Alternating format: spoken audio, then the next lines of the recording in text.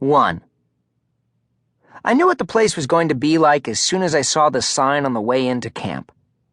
Camp Rituhbukkee, molding young minds since 1933. I'm sorry, but I don't want my mind to be molded. Mold is gross. It reminds me of that green stuff that grows on bread. I hate mold. I'd prefer my mind deep-fried, sprinkled with powdered sugar, and then covered in chocolate sauce. On the surface, Camp Rituhbukkee looked like pretty much any other nice summer camp. It had a big lake for swimming, a basketball court, a tennis court, and baseball and soccer fields. The campers lived in cool log cabins in the woods, and the dining room was huge with big wooden tables and chairs everywhere. There was a room for arts and crafts and stuff like that, and a theater where you put on shows. It was actually a really nice place, if you were able to forget about what you were there to do, which was read and write. Even though Katie and Nareem were at camp with me, I couldn't stop thinking about everybody else back home. Mostly I thought about the awesome and amazing Zoe Alvarez, my almost girlfriend. She was the only girl who could ever compare to the awesome and amazing Hannah Spavero. I missed Zoe already, and I'd only been gone 5 hours. I also thought about the rest of the gang, Jake, Timmy, Pete, and yeah, Hannah.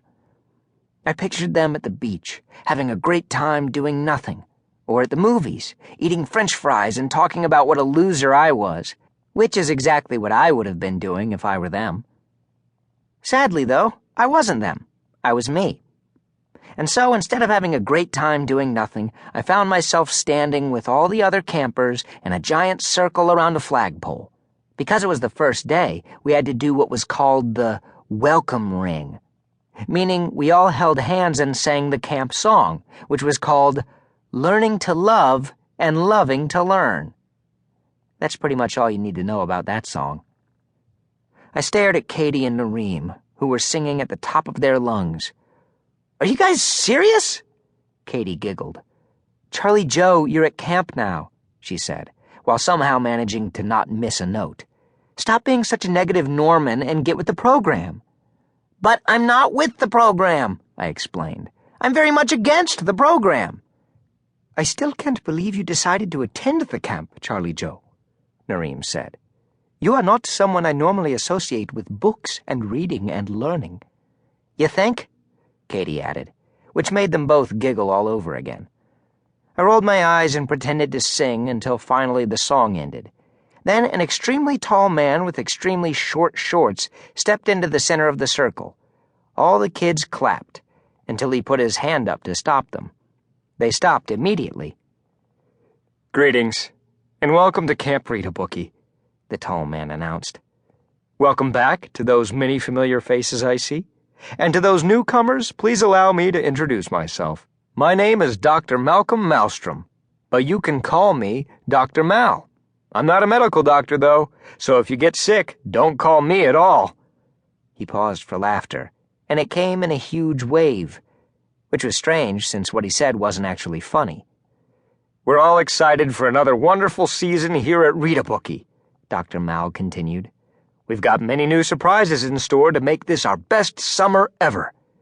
I looked at Katie as if to say, "Seriously?" She looked back at me as if to say, "Behave." Dr. Mal glanced down at his clipboard. "Before we go to our cabins to get settled in before dinner, I wanted to mention one last thing." He smiled like a dad who was about to give the most awesome present ever. "This year, we'll be introducing the Rituhbukkee Reward. This extraordinary honor will go to the one camper who best displays the camp's core values of integrity, community, and scholarship." Everybody oohed and ahed.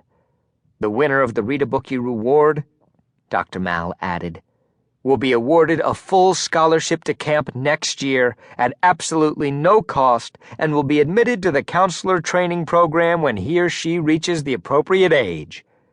The oohs and ahs turned into excited squeals of delight. Even Katie and Nareem were nodding happily. "Sounds more like a punishment than a reward," I whispered, a little too loudly. The girl on my left looked at me like I'd just eaten a plate of fried slugs. Katie tried to shush me, but it was too